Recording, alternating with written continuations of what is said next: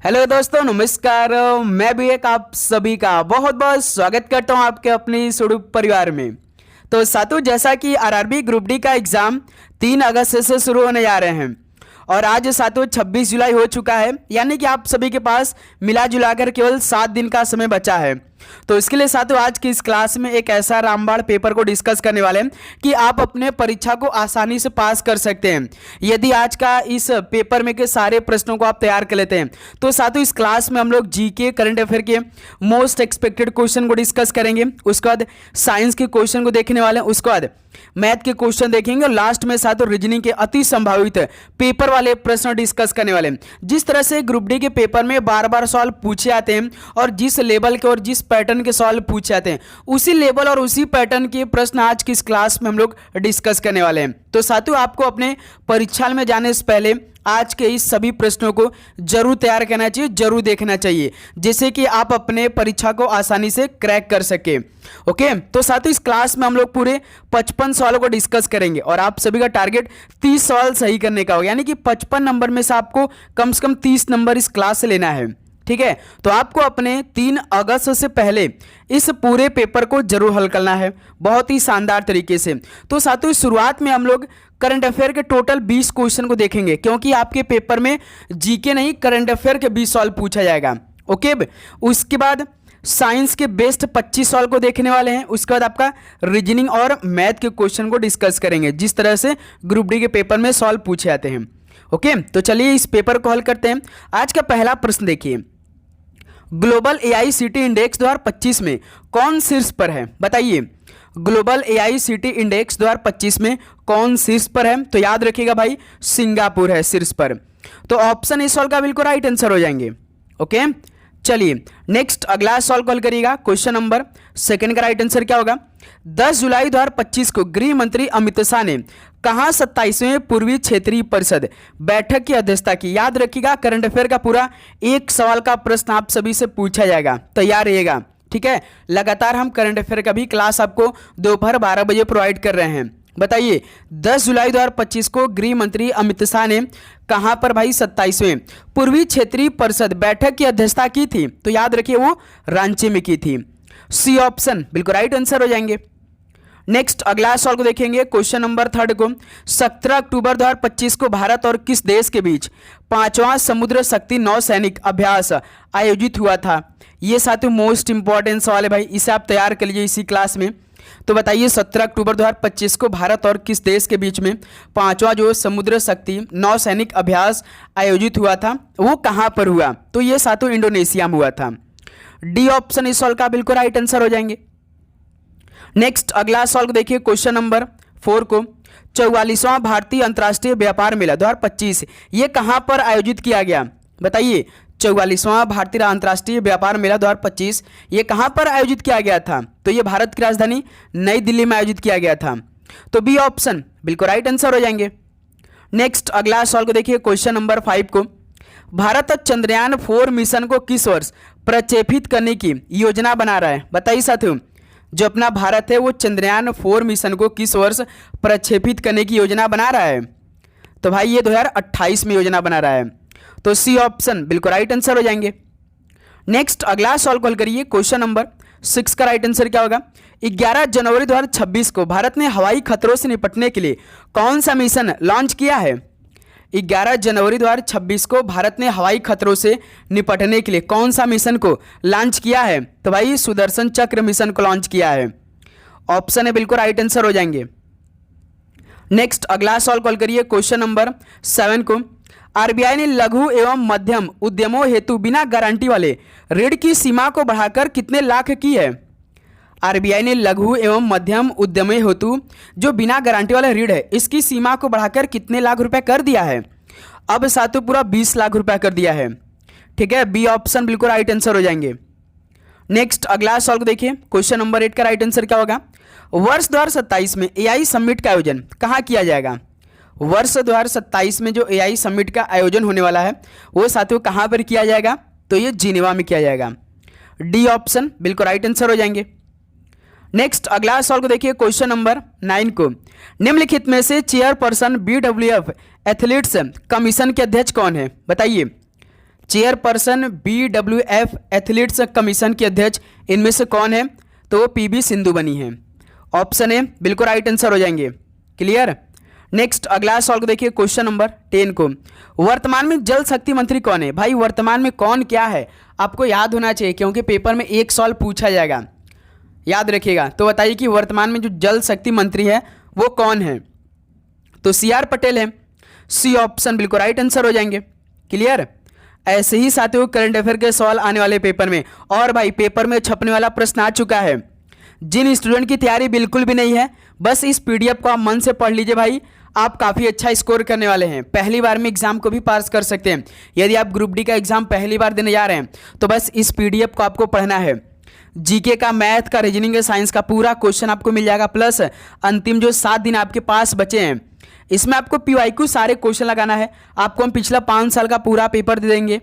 तो ये PDF आपको मिलेगा कैसे? देखिए व्हाट्सएप नंबर दिखाई दे रहा होगा यहाँ पे, इस नंबर पे आप व्हाट्सएप करके मात्र साथियों 25 रुपये पे करके, साथियों मात्र 25 रुपये पे करके सारे क्वेश्चन अपने पास आप लोग मंगा लीजिए। इससे क्या होगा कि कम समय में आपकी ज़्यादा तैयारी हो जाएगी भाई, ठीक है, क्योंकि इसमें एग्जाम ओरिएंटेड क्वेश्चन आएंगे, हाई स्कोरिंग टॉपिक रहेंगे और इंपॉर्टेंट क्वेश्चन तो होगा ही, प्लस सिलेक्शन की आपकी पूरी तैयारी हो जाएगी इसी PDF से। यदि साथियों आपको चाहिए तो भाई ये देखिए व्हाट्सएप नंबर दिखाई दे रहा होगा, इस नंबर पे व्हाट्सएप करके ये PDF भाई कंप्लीट मंगा सकते हैं अपने परीक्षा से पहले, ठीक है। क्वेश्चन नंबर 11 देखिए, 19वां सूर्य किरण 2025 संयुक्त सन अभ्यास किनके बीच हुआ था, यानी किनके देश के बीच हुआ था जो 19वां सूर्य किरण 2025 संयुक्त सन अभ्यास हुआ था? तो दोस्त मेरे याद रखिए भारत और नेपाल के बीच में हुआ था। ऑप्शन है बिल्कुल राइट आंसर होंगे।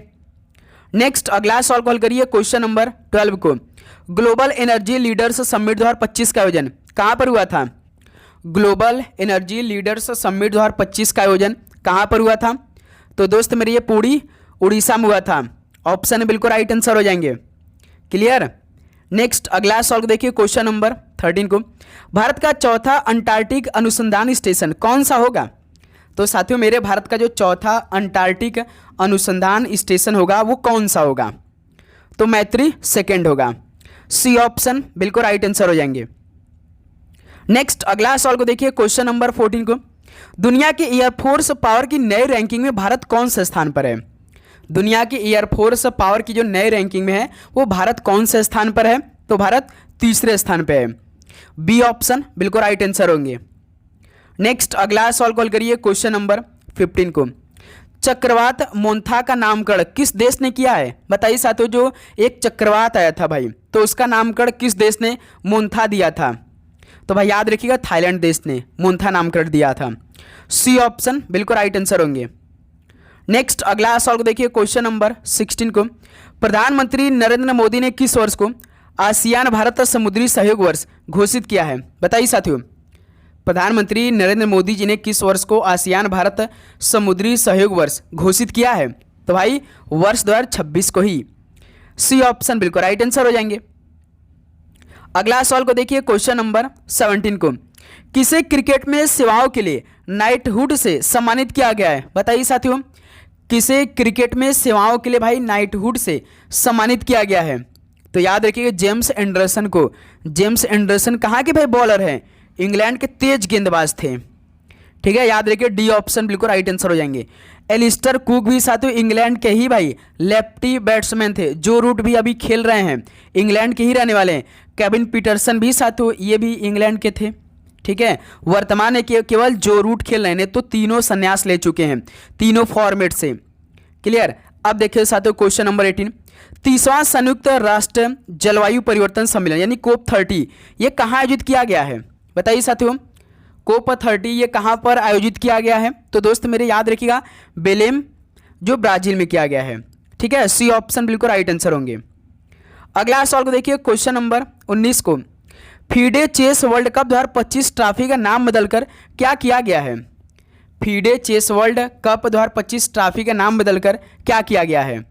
तो भाई याद रखिएगा विश्वनाथन आनंद कप कर दिया गया है अब, ठीक है। बी ऑप्शन बिल्कुल राइट आंसर हो जाएंगे। यहाँ पे विश्वनाथन आनंद कप होगा, ठीक है, ध्यान रखिएगा आप लोग। चलिए दोस्त नेक्स्ट अगला सवाल को देखिए, क्वेश्चन नंबर 20 को, भारत ने एशियाई युवा खेल 2025 में कुल कितने पदक जीते थे? बताइए, भारत ने एशियाई युवा खेल 2025 में कुल कितने पदक जीते? तो पूरे 48 पदक जीते थे। तो बी ऑप्शन बिल्कुल राइट आंसर हो जाएंगे। तो देखिए साथियों, ये बेस्ट करंट अफेयर का 20 सवाल कंप्लीट हो गया। जैसे भाई ग्रुप डी के पेपर में करंट अफेयर के सवाल आते हैं, सेम उसी तरह सारे क्वेश्चन है ये। ठीक है, आप पिछला 101 शिफ्ट का पूरा पेपर उठा के देख सकते हैं। क्लियर। अब देखिए हम लोग भाई अच्छे अच्छे लेवल के साइंस के क्वेश्चन को देखेंगे। आप सभी लोग तैयार कर लीजिएगा। किस प्रकार का संयोजी ऊतक पेशियों को अस्थियों से जोड़ता है? किस प्रकार का संयोजी ऊतक पेशियों को अस्थियों से जोड़ता है? तो भाई वो टेंडन जोड़ता है, यानी कि कंडरा जोड़ता है। डी ऑप्शन बिल्कुल राइट आंसर होंगे। नेक्स्ट अगला सवाल को देखिए, क्वेश्चन नंबर 22 को निम्नलिखित में से किसी एक तत्व के रूप में वर्गीकृत किया गया है? तो साथियों मेरे किसी एक तत्व के रूप में वर्गीकृत किया गया है तो तांबा को। ठीक है, बी ऑप्शन बिल्कुल राइट आंसर हो जाएंगे। नेक्स्ट अगला सवाल को देखिए भाई, क्वेश्चन नंबर 23 को लोहे में जंग लगने के लिए निम्नलिखित में से कौन सी स्थिति आवश्यक है? बताइए, लोहे में जंग लगने के लिए कौन सी स्थिति आवश्यक है? तो हवा और पानी दोनों भाई स्थिति आवश्यक होते हैं लोहे में जंग लगने के लिए। तो बी ऑप्शन बिल्कुल राइट आंसर हो जाएंगे। नेक्स्ट अगला सवाल कॉल करिए जरा, क्वेश्चन नंबर 24 को मनुष्य में बच्चे का लिंग निर्धारण किससे होता है? बताइए साथियों, मनुष्य में बच्चे का जो लिंग निर्धारण होता है वो किससे होता है? तो भाई पिता के शुक्राणु से। ऑप्शन ए बिल्कुल राइट आंसर होंगे। नेक्स्ट अगला सवाल कॉल करिए, क्वेश्चन नंबर 25 को निम्नलिखित में से क्या वन में उगते यानी कि बढ़ते पौधों में पोषक तत्वों की आपूर्ति बनाए रखने में सहायता करता है? तो साथियों, क्या वन में उगते यानी कि बढ़ते पौधों में पोषक तत्वों की आपूर्ति बनाए रखने में सहायता करता है? तो वो साथियों अपघटक रखता है भाई। ठीक है, डी ऑप्शन बिल्कुल राइट आंसर होंगे। नेक्स्ट अगला सवाल को देखिए, क्वेश्चन नंबर 26 को पादप कोशिका रिक्तिका यानी कि वैक्यूल के अंदर उपस्थित तरल का नाम क्या है? बताइए साथियों, पादप कोशिका रिक्तिका के अंदर उपस्थित तरल का नाम क्या है? तो भाई सेल सैप होता है, यानी कि कोशिका रस होते हैं। डी ऑप्शन बिल्कुल राइट आंसर हो जाएंगे। ओके, नेक्स्ट अगला सवाल कॉल करिए, क्वेश्चन नंबर 27 को ऊर्जा रूपांतरण के दौरान किसी निकाय की कुल ऊर्जा क्या होती है? बताइए साथियों, ऊर्जा रूपांतरण के दौरान किसी निकाय की कुल जो ऊर्जा होती है तो साथियों अपरिवर्तित रहती है। सी ऑप्शन इस सवाल का बिल्कुल राइट आंसर होंगे। नेक्स्ट अगला सवाल को देखिए, क्वेश्चन नंबर 28 को निम्नलिखित में से कौन सी धातु सबसे कम अभिक्रियाशील है? बताइए साथियों, इनमें से कौन सी धातु है जो कि सबसे कम अभिक्रियाशील है? तो वो साथियों सोना है। डी ऑप्शन बिल्कुल राइट आंसर हो जाएंगे। नेक्स्ट अगला सवाल कॉल करिए, क्वेश्चन नंबर 29 को मनुष्यों में निषेचन के बाद भ्रूण शरीर के किस भाग में प्रत्यारोपित होता है? बताइए, मनुष्यों में भाई निषेचन के बाद भ्रूण शरीर के किस भाग में प्रत्यारोपित होता है? तो वो गर्भाशय में होता है प्रत्यारोपित। ऑप्शन ए बिल्कुल राइट आंसर है। अगला सवाल कॉल करिए, क्वेश्चन नंबर 30 को गैस कणों की निरंतर गति के कारण निम्नलिखित में से क्या होता है? बताइए साथियों, इस सवाल का आंसर आप करिए भाई।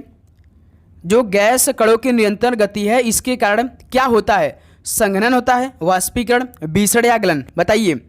तो भाई याद रखिए आप लोग, विसरण होता है। सी ऑप्शन बिल्कुल राइट आंसर हो जाएंगे। और साथियों आप चैनल पे नए हैं तो भाई चैनल को जरूर सब्सक्राइब करने के बाद नोटिफिकेशन को ऑन कर लेंगे। अब इस सवाल को उत्तर करिए, चुंबकीय क्षेत्र रेखाओं की निकटता निम्नलिखित में से क्या इंगित करती है? चुंबकीय क्षेत्र रेखाओं की निकटता क्या इंगित करती है? तो मेरे दोस्त चुंबकीय क्षेत्र की तीव्रता इंगित करती है। तो ऑप्शन इस सवाल का बिल्कुल राइट आंसर हो जाएंगे। क्लियर। चलिए नेक्स्ट अगला सवाल को देखिए, क्वेश्चन नंबर 32 को निम्नलिखित में से कौन सी राशि किसी पिंड के जड़त्व की माप है? बताइए, कौन सी राशि किसी पिंड के जड़त्व की माप है? तो वो साथियों द्रव्यमान है। बी ऑप्शन बिल्कुल राइट आंसर हो जाएंगे। साइंस में भाई पूरे 25 के 25 लेना है स्कोर। सवाल का लेवल देख लीजिए, इसी तरह पूछा जाएगा सारे क्वेश्चन। कई शिफ्ट में तो इससे हार्ड सवाल देखने को आपको मिलेगा। ठीक है, मानव नेत्र के रेटिना पर बनने वाला प्रतिबिंब कैसा होता है? तो साथियों मेरे मानव नेत्र के रेटिना पर बनने वाला प्रतिबिंब कैसा होता है? तो याद रखिएगा साथियों, वास्तविक और उल्टा होता है। तो इस सवाल का ऑप्शन बिल्कुल राइट आंसर हो जाएंगे। नेक्स्ट अगला सवाल कॉल करिए, क्वेश्चन नंबर 34 को गुरुत्वाकर्षण स्थिरांक यानी कैपिटल जी को सबसे पहले किसके द्वारा मापा गया था? बताइए साथियों, कैपिटल जी को सबसे पहले किसके द्वारा मापा गया था? तो कैवेंडिश के द्वारा सबसे पहले मापा गया था। ऑप्शन है बिल्कुल राइट आंसर हो जाएंगे। नेक्स्ट अगला सवाल कॉल करिए क्वेश्चन नंबर 35 को। वह विशेष ऊतक जिसके माध्यम से भ्रूण को पोषण प्राप्त होता है उसे निम्नलिखित में से क्या कहा जाता है? वह विशेष ऊतक भाई जिसके माध्यम से भ्रूण को पोषण प्राप्त होता है उसे क्या कहा जाता है? तो साथियों मेरे उसे प्लेसेंटा कहते हैं। ठीक है, ऑप्शन बिल्कुल राइट आंसर होंगे। नेक्स्ट अगला सवाल को देखिए क्वेश्चन नंबर 36 को। नर जनन तंत्र में शुक्राणु का निर्माण कहां पर होता है? नर जनन तंत्र में शुक्राणु का निर्माण कहां पर होता है? तो साथियों याद रखिए वृषण में होता है। तो इस सवाल का सी ऑप्शन बिल्कुल राइट आंसर हो जाएंगे। नेक्स्ट अगला सवाल को देखिए क्वेश्चन नंबर 37 को। निम्नलिखित में से कौन सा रासायनिक परिवर्तन है? तो इनमें से भाई बताइए कौन सा रासायनिक परिवर्तन है? तो लोहे में जंग लगना एक रासायनिक परिवर्तन है, जैसे बर्फ का पिघलना, कागज का कटना, नमक का पानी में घुलना, ये तो सभी भौतिक परिवर्तन होते हैं यानी फिजिकल रिएक्शन होते हैं भाई। तो सी ऑप्शन बिल्कुल राइट आंसर हो जाएंगे। नेक्स्ट अगला सवाल देखिए क्वेश्चन नंबर 38 को। निम्नलिखित में से किस धातु में तनु HCl के साथ अभिक्रिया करने पर बुलबुले बनने की दर सबसे तीव्र होगी? बताइए साथियों, किस धातु में तनु HCl के साथ अभिक्रिया करने पर बुलबुले बनने की दर सबसे तीव्र होगी? तो साथियों मेरे याद रखिएगा मैग्नीशियम है भाई। तो सी ऑप्शन इस सवाल का राइट आंसर हो जाएंगे। क्लियर। नेक्स्ट अगला सवाल को देखिए क्वेश्चन नंबर 39 को। किसी तत्व की एक दूसरे से संयोजन क्षमता मुख्यतः निम्नलिखित में से किस पर निर्भर करती है? तो साथियों किसी तत्व की एक दूसरे से संयोजन क्षमता मुख्यतः ये किस पर निर्भर करती है? तो वो संयोजी इलेक्ट्रॉनों की संख्या पर निर्भर करती है। डी ऑप्शन बिल्कुल राइट आंसर हो जाएंगे। अगला सवाल को देखिए क्वेश्चन नंबर 40 को। असमान गति में किसी वस्तु के लिए दूरी समय ग्राफ की प्रकृति क्या है? बताइए, असमान गति में किसी वस्तु के लिए भाई दूरी समय ग्राफ की प्रकृति क्या है? तो एक वक्र रेखा है। ऑप्शन है बिल्कुल राइट आंसर हो जाएंगे। नेक्स्ट अगला सवाल को देखिए क्वेश्चन नंबर 41 को। निम्नलिखित में से कौन सा जीव DDT की अधिकतम सांद्रता संचित करेगा? तो साथियों मेरे कौन सा जीव जो है कि DDT की अधिकतम सांद्रता संचित करेगा? तो वो मानव है भाई। डी ऑप्शन बिल्कुल राइट आंसर हो जाएंगे। अगला सवाल को देखिए क्वेश्चन नंबर 42 को। निषेचन के बाद जब पुष्प के अन्य भाग मुरझाकर गिर जाते हैं तो अंडाशय किस रूप में विकसित होता है? बताइए, निषेचन के बाद जब पुष्प के अन्य भाग मुरझाकर गिर जाते हैं तो अंडाशय भाई किस रूप में विकसित होता है? तो फल के रूप में विकसित होता है। याद रखिएगा जो भाई उसका अंडाशय होता है। ऑप्शन बिल्कुल राइट आंसर होंगे। क्लियर। अगला सवाल को देखिए क्वेश्चन नंबर 43 को। क्षारकीय विलयन का pH मान कितना होता है? क्षारकीय जो विलयन का pH मान होता है वो कितना होता है? तो 7 से अधिक होता है। ऑप्शन से बिल्कुल राइट आंसर है। अगला सवाल को देखिए क्वेश्चन नंबर 44 को। असंतुलित बल के कारण कौन सी राशि परिवर्तित होती है? असंतुलित बल के कारण कौन सी राशि परिवर्तित होती है? तो साथियों वेग के कारण भाई। तो सी ऑप्शन बिल्कुल राइट आंसर हो जाएंगे। नेक्स्ट अगला सवाल को देखिए क्वेश्चन नंबर 45 को। निम्नलिखित में से कौन सा पोषण स्तर तृतीयक उपभोक्ताओं द्वारा आच्छादित है? तो साथियों मेरे कौन सा पोषण स्तर तृतीयक उपभोक्ताओं द्वारा आच्छादित है? तो साथियों चौथा पोषण जो स्तर है ना ये है भाई। ऑप्शन बिल्कुल राइट आंसर हो जाएंगे। चलिए भाई क्वेश्चन नंबर 46 कॉल करिए। दी गई श्रृंखला में प्रश्न चिन्ह के स्थान पे क्या आएगा? अब देखिए हम लोग यहाँ से मेरे दोस्त रीजनिंग के सवालों को हल करेंगे। रीजनिंग का एक भी सवाल आपकी गलती नहीं होना चाहिए। 73, 63, 53, 43, 33 ये आपके पेपर में आया हुआ सवाल है। कॉन्सेप्ट सीखिएगा। हर शिफ्ट में 3 सवाल आपको मिलेगा। ठीक है, ये श्रृंखला वाला तैयार रहिएगा। देखिए नंबर घटा यानी इसमें कुछ न कुछ माइनस हुआ होगा, तो इसको साथियों आप लोग हल करके बताइए। 73 से 63 -10, 63 से 53 -10, 53 से 43 -10, 43 से 33 -10। तो आप क्या करेंगे भाई 33 में से -10 कर दीजिए तो क्या हो जाएगा 23 हो जाएगा। देखिए ऑप्शन डी दिया आपका 23, तो परफेक्टली आंसर भी हो जाएगा। क्लियर, समझ में आया आप सभी को? चलिए भाई क्वेश्चन नंबर 47 को हल करिए। यदि प्लस और माइनस को परस्पर बदल दिया जाए तथा गुणा और भाग को परस्पर बदल दिया जाए तो निम्नलिखित समीकरण में प्रश्न चिन्ह के स्थान पर क्या आएगा? ये समीकरण आपका दिया है भाई, और समीकरण में प्लस की जगह आपको माइनस रखना है, माइनस की जगह प्लस, गुणा की जगह भाग, भाग की जगह गुणा रखना है, उसके बाद हल करना ये। ठीक है, तो बताइए साथियों क्या आंसर आएगा? तो पहले समीकरण को हम लोग बना लेते हैं। देखिए 223 है, भाग है तो भाग को किस में बदलना है भाई, भाग को गुणा में बदलना है। 4 का देखिए प्लस है तो प्लस को माइनस में बदलना है। 164 गुणा है तो भाग में बदलना है। 2 का माइनस है तो प्लस में। ये समीकरण बनकर तैयार हो चुका। अब बॉर्डर में स्कीम लगाइए। देखिए 4 का गुणा, यहाँ से हम 223, तो साथियों यहाँ से क्या हो जाएगा भाई, 223 चौके कितना हो जाएगा, 200 मल्टीप्लाई 4 करें 823 चौका 92, यानी कि 892 हो जाएगा यहाँ से। ठीक, माइनस 2 का भाग 164 में, यानी 2 8 16, 2 दूना 4 82 बार में, प्लस 37। देखिए प्लस 37 ये 892, इसको जोड़ेंगे आप लोग। 7 2 9, 7 में 2 को जोड़ेंगे तो 9 आएगा। फिर मेरे दोस्त 3 9 कितना हो जाएगा 12, 1 कैरी यहाँ पे 8 1 9। ठीक, माइनस 82 घटाइए। अब 929 में से 82 घटाइए, 9 में से 2 घटा 7, 2 और 8 यहाँ पे, तो 12 में 60 घटा 4 और 9 एक हासिल लिया था 8, यानी 847 आना चाहिए। डी ऑप्शन देखिए आपका राइट आंसर हो जाएंगे। क्लियर मेरे दोस्त, तो इस सॉल्व का राइट आंसर आपका 847 हो रहा है। ओके, आप लोग भी साथ में सॉल्व को हल करते चलिए। क्लियर। नेक्स्ट अगला सॉल्व देखिए, क्वेश्चन नंबर 48 को। एक निश्चित कुल भाषा में आयरन हीप चिक को NN NU QW और मड आयरन ग्लोब को NU YX MT लिखा जाता है, तो दी गई भाषा में आयरन को किस प्रकार लिखा जाएगा बताइए साथियों। आयरन का कोड पूछा इस बार, तो देखिए क्या करेंगे आप लोग, आयरन को कॉमन चेक करें। देखिए आयरन इसमें भी है और दोस्त मेरे आयरन इसमें भी है, यानी कि आयरन हमें दोनों में कॉमन मिलेगा, तो इसका मतलब कि इनके दोनों कोड में भी कोई ना कोई कॉमन मिल जाएगा। देखिए पहले वाले कोड में NU है और दूसरे वाले कोड में भी NU है, तो आयरन का कोड क्या हो जाएगा मेरे दोस्त, NU हो जाएगा। तो इस सवाल का बी ऑप्शन बिल्कुल परफेक्टली आंसर हो जाएंगे। यहाँ तक आप सभी को किसी प्रकार का डाउट इस सवाल में है तो साथियों बताइएगा।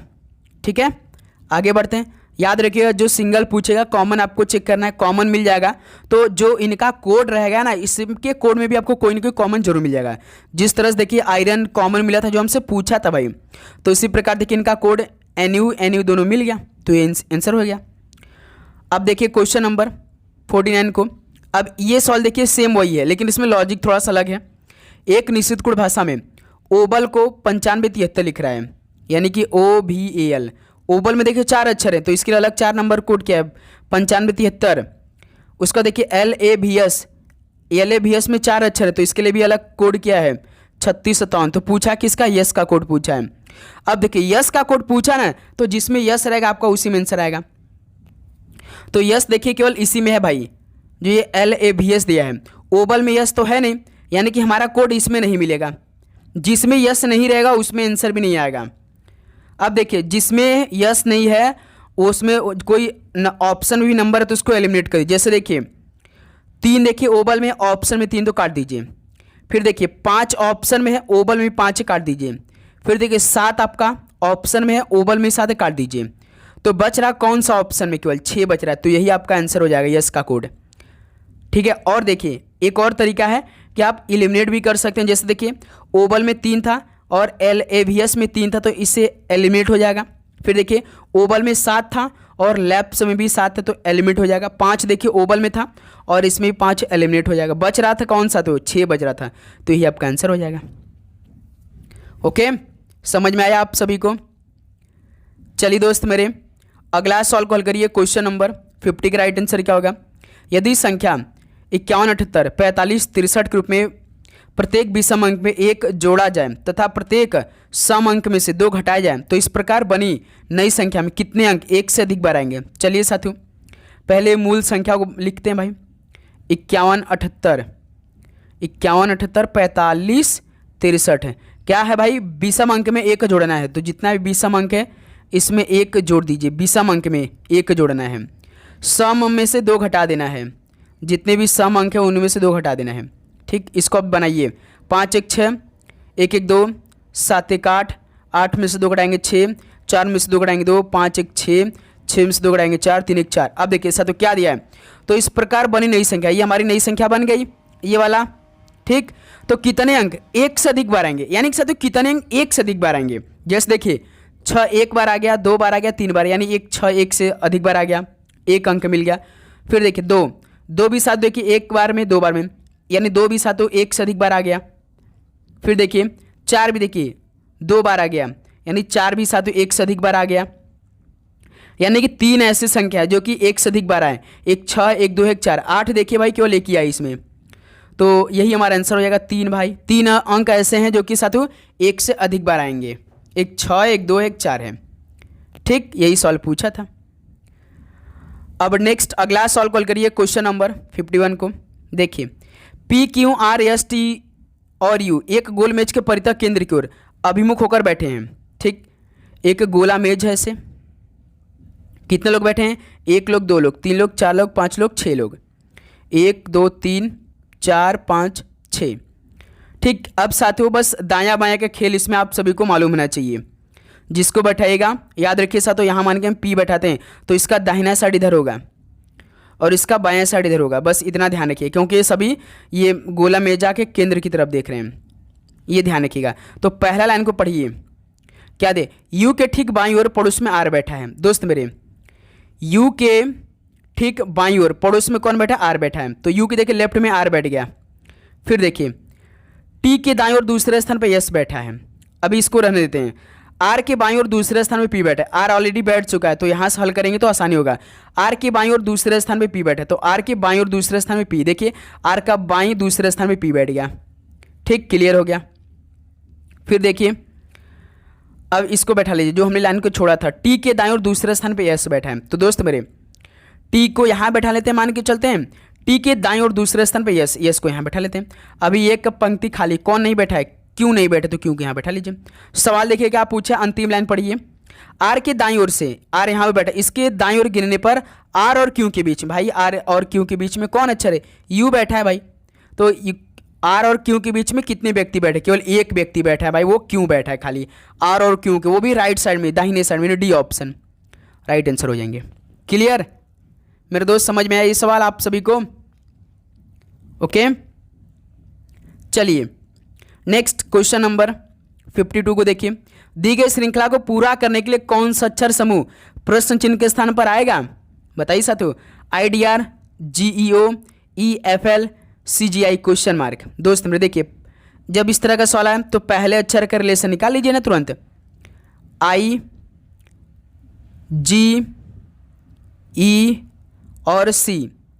I 9, G 7, E 5, C 3। देखिए 9 से 7 -2, 7 से 5 -2, 5 से 3 -2, तो इसमें -2 करिए, 3 में से 2 घटाएंगे 1। भाई हम नंबर तो निकालने आए नहीं है, अक्षर हमें निकलेगा। तो 1 पे कौन अक्षर आता है? ए आता है। तो ऑप्शन हमारा ए से आएगा, या तो साथियों AHF आएगा या तो AHE आएगा। अब देखिए साथियों हम भाई दूसरे अक्षर का रिलेशन नहीं निकालेंगे, क्योंकि दूसरे अक्षर का जब आप रिलेशन निकालने चलेंगे तो आपको यच मिलेगा।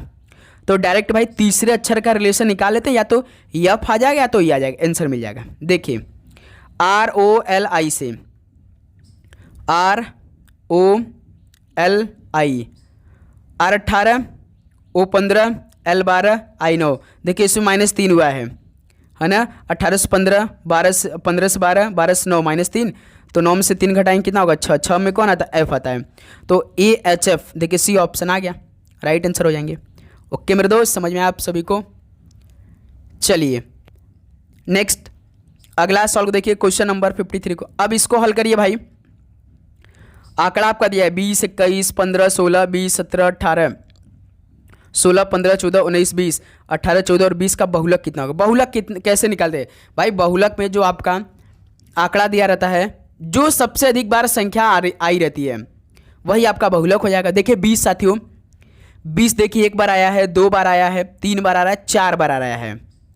और 16 देखिए भाई दिखाई दे रहा है, 1 बार आया है, 2 बार आया है, 2 ही बार आया है। और 21 1 बार आया है, 1 बार, 1 ही बार, यानी 20 आपका राइट आंसर होगा। क्योंकि साथियों 20 ना भाई 4 बार इसमें रिपीट हुआ है। तो बहुलक जानते हैं ना, जो नंबर अधिक बार रिपीट होता है वही आपका आंसर हो जाता है।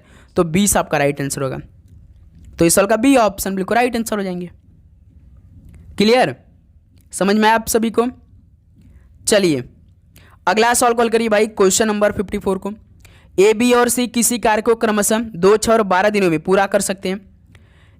ए भाई एक काम को 2 काम कर रहा है भाई, बी साथियों 6 काम कर रहा है, सी 12 दिन। ओके, एक साथ काम करते हुए उसी कार का 3 गुना, यानी अब इनका साथ कुल काम पहले निकालते हैं। 2 6 12 कैल्शियम कितना होता है? 12 होता है। अब देखिए ए का एक दिन काम क्या होगा सर? 2 का भाग 6 में देंगे तो एक दिन का क्षमता कितना है? का 6 है। अब बी का एक दिन का क्षमता कितना सर? 2 है। सी का एक दिन का क्षमता कितना? 1 है। क्लियर? फिर देखिए अब साथियों अब क्या एक साथ काम करते हैं, यानी कि एक दिन का इनको काम निकालते हैं साथियों ए प्लस बी प्लस सी। इनका एक दिन का काम क्या है? 6 + 2 + 1 कितना हो गया साथियों? 6 2 8 9 9 हो गया। एक दिन का इनका क्षमता है भाई, तीनों का जब एक साथ काम कर रहे तो एक दिन में 9 काम कर रही हैं। अब कुल काम यही है ना आपका, जो कुल आपने एलसीएम निकाला है, कुल काम यही है। तो इसी का 3 गुना साथियों, उसी कार का 3 गुना कार्य करने में उन्हें कितना समय दिन में लगेगा? ठीक है, तो दोस्त मेरे इसी का 3 गुना काम कितना होगा? 36 हो जाएगा भाई। अब ये 9 किसके बराबर होगा? 36 के बराबर। तो एक कितने बराबर? 4। तो साथियों उन्हें कितना समय दिन में लगेगा? तो 4 दिन लगेगा। बी ऑप्शन बिल्कुल परफेक्टली आंसर हो जाएंगे। क्लियर? तो इस तरह से आप सॉल्व को हल करेंगे। समझ में आया? चलिए भाई क्वेश्चन नंबर 55 कॉल करिए। यदि A रेशो B बराबर 4:6 है और B रेशो C बराबर 7:10 है तो ABC कितना होगा? तो ABC पूछा है तो ABC लिखिए ना सीधे सीधे, A ratio B ratio C। AB का वैल्यू 4:6, BC का वैल्यू 7:10, तो इसको 6 कर दीजिए, इधर इधर 7 कर दीजिए। अब सीधे सीधे मल्टीप्लाई करिए भाई, 7 × 28, 6 × 42, 10 × 60, इसको शॉर्ट फॉर्म करिए, 2 का भाग दीजिए, 14 × 28, 21 × 42, 2 × 25 10, यानी ABC का वैल्यू 14 21 5 आएगा भाई। एक सेकंड भाई, 60 आएगा ना यहाँ पे मेरे दोस्त, 6 से 42 ठीक है, 60 आएगा। अब देखिए यहाँ पे 14 आएगा, इसका आधा, इसका साथियों आधा 21 आएगा, इसका 30 आएगा। अब देखिए क्लियर हो गया, तो पहला ऑप्शन बिल्कुल राइट आंसर हो जाएंगे। ABC का वैल्यू कितना होगा भाई? 14 21 30 होगा। ठीक है, समझ में आप सभी को? तो ये साथियों पूरे 55 सवाल आज के इस पेपर में हमने कंप्लीट कर लिया। तो बताइए साथियों आप सभी का इन 55 सवालों में से लगभग कितना स्कोर बना? तो उम्मीद करूंगा साथियों आपको हर एक सवाल बहुत ही शानदार तरीके से समझ में आया होगा। यदि साथियों आपको किसी भी सवाल पे डाउट है तो भाई कमेंट बॉक्स में ज़रूर बताइएगा। तो उम्मीद करूंगा आज के क्लास आपको बहुत ही अच्छे लगे होंगे भाई। सारे क्वेश्चन का लेवल बिल्कुल लेटेस्ट पैटर्न पे हमने रखा था, जिस लेवल के प्रश्न आपके पेपर में पूछे जाने वाले हैं। ठीक है मेरे दोस्त, यदि आपको अभी भी किसी प्रकार का डाउट है तो कमेंट बॉक्स में जरूर बताइएगा। डाउट लेकर आप बिल्कुल भी नहीं चलेंगे, लगातार साथियों इस तरह क्लास आएगी। अब दोपहर 12 बजे आपकी रीजनिंग क्लास आने वाली, उस क्लास को आप अटेंड जरूर करिएगा। ठीक है, तो चलिए साथियों इस क्लास को यहीं पर समाप्त करते हैं। मिलते हैं एक और नए क्लास के साथ। आप सभी को एग्जाम के लिए बेस्ट ऑफ लक भाई। God bless you. चैनल पर नए तो चैनल को सब्सक्राइब करने के बाद नोटिफिकेशन को ऑन करेंगे। ओके, तो सभी को all the very best. God bless you. जय हिंद, वंदे मातरम।